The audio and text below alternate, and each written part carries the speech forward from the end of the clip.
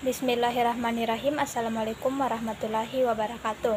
Perkenalkan, nama saya Husnuatima, NIM 200222049, Administrasi Publik Reguler 2 Semester 6. Baik, pada kesempatan kali ini saya akan mempresentasikan mengenai hambatan-hambatan dalam perencanaan pembangunan daerah. Yang pertama, pengertian perencanaan pembangunan daerah.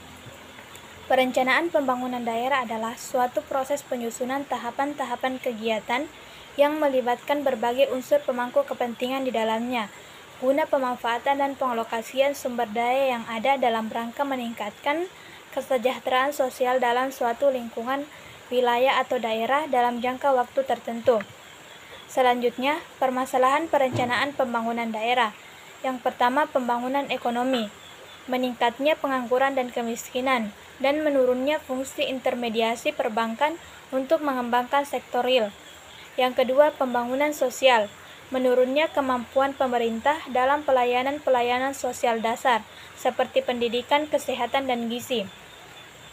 Yang ketiga, pembangunan prasarana wilayah, terbatasnya tingkat pelayanan jaringan transportasi antar dan intrawilayah dan menurunnya kapasitas dan ketersediaan sumber daya tenaga listrik. Yang keempat, pembangunan sumber daya alam dan lingkungan hidup, yaitu berkurangnya ruang publik dan ruang terbuka hijau di wilayah perkotaan, serta menurunnya kualitas permukiman. Yang kelima, permasalahan khusus. Yang pertama yaitu lemahnya daya saing investasi. Yang kedua, pembangunan daerah tertinggal belum ditangani secara terpadu antar sektor dan antara pemerintah, masyarakat, dan dunia usaha. Yang ketiga, pemekaran daerah yang belum mampu mensejahterakan masyarakat. Selanjutnya, hambatan-hambatan dalam perencanaan pembangunan. Yang pertama, belum optimalnya koordinasi dan sinkronisasi perencanaan pembangunan daerah. Yang kedua, belum efektifnya pengendalian dan evaluasi kebijakan pembangunan daerah.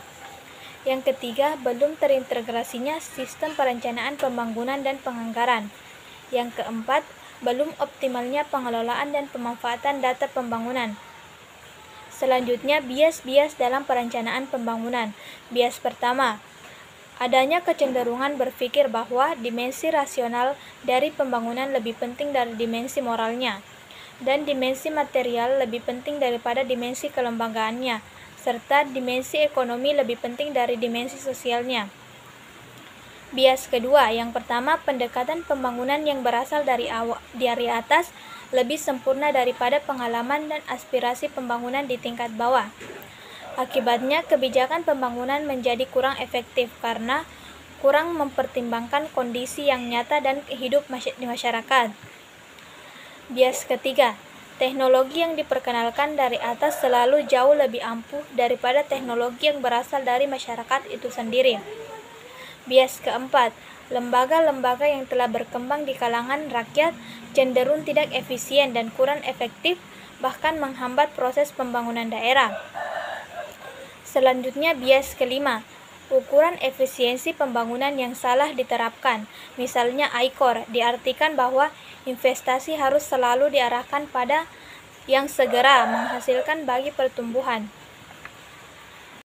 Selanjutnya, perencanaan pembangunan yang ideal. Perencanaan pembangunan yang ideal yang pertama, prinsip partisipatif, yaitu masyarakat yang akan memperoleh manfaat dari perencanaan harus turut serta dalam prosesnya. Yang kedua, prinsip berkesinambungan.